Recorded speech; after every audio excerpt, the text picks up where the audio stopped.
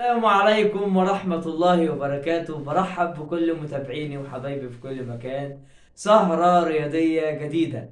الأهلي يعلن التعاقد رسميا مع المدير الفني الجديد خوسيه ريبيرو لمدة موسمين، مع طاقم طبعا طاقم أجنبي، مع استمرار، يعني وجود طاقم أجنبي معاه ثلاث أربع عناصر أجانب، مع استمرار طبعا الكابتن عماد النحاس مدربا عاما، وكابتن محمد يوسف مديرا رياضيا للنادي الأهلي. بداية مرحلة جديدة وفصل جديد لتاريخ النادي الأهلي، وطبعا استعدادات النادي الأهلي للحدث العالمي الكبير، حدث كأس العالم للأندية، وبعد تتويج للنادي الأهلي.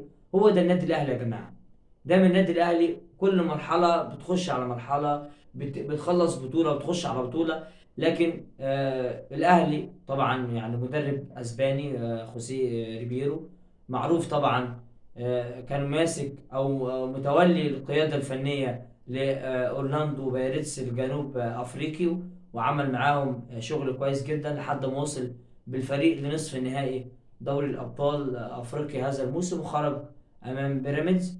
الراجل جه معاه كارلوس نودار مدرب مساعد، ميجال بيبير معد بدني، خوان خوسيه مدرب حراس مرمى، واستبسان بوتسبالي محلل اداء. بالاضافه طبعا زي ما بقول لحضراتكم لاستمرار الكابتن عماد النحاس، واستمرار الكابتن محمد يوسف مدير رياضي، مع توجيه الشكر للكابتن محمد شوقي، وعرض الاهلي عليه لمنصب في قطاع الناشئين في انتظار رده.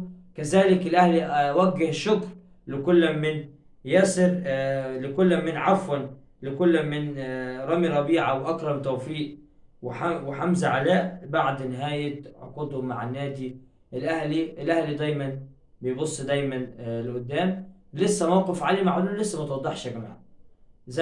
زي ما قلنا، يعني مهما هنتكلم ونشيد في علي معلول، علي معلول سيظل قيمة كبيرة جدا جدا. ممكن اما تيجي تبص على احصائيات علي معلول، ده مش احصائيات باك شمال، عمر ما دي تكون احصائيات مدافع، احصائيات مهاجم. علي معلول قيمة وقامة كبيرة جدا جدا في النادي الاهلي، وسيظل وسيبقى اسطورة، واحد اهم محترفين النادي الاهلي في التاريخ يا جماعة. مش انا اللي اتكلم عن علي معلول، تاريخ علي معلول هو يكلم له، اللي حفروا بحروف من ذهب. علي معلول يعني سنين ومرت زي الثواني في حبك يا معلول. وصراحة يا جماعة، امبارح بتشوف علي معلول ملك الحلول، محبوب المحبوب، ملك الحلول. شفت ازاي تكريم، وبنتمنى طبعا لحد دلوقتي القرار. وزي ما طلع الكابتن محمد يوسف مع شوبير عبر برنامج حارس الاهلي، وقال لك مصير علي معلول وعمرو السولية بالتحديد هيكون متوقف على رؤية خوسيه ريفيرو، هيكون متوقف على رؤية المدير الفني. فلسه لحد اللحظة دي، لحد لسه بكلمك، لسه لم يتحدد مصير علي معلول بشكل رسمي مع النادي الأهلي. ممكن علي معلول يستمر لكأس العالم، وبعد كده يتم الشكر أو يتم توجيه الشكر لعلي معلول. لسه هنشوف القصة، ونتمنى طبعا يكون لبقية القصة حكاية، ويكون في فصل جديد لعلي معلول مع النادي الأهلي.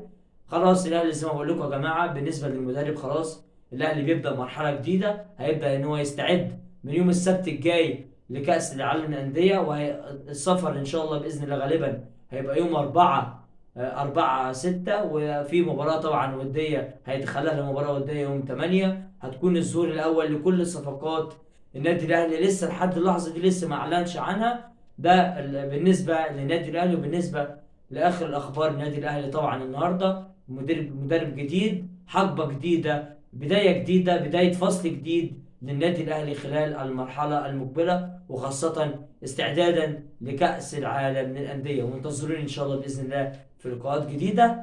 سلام عليكم.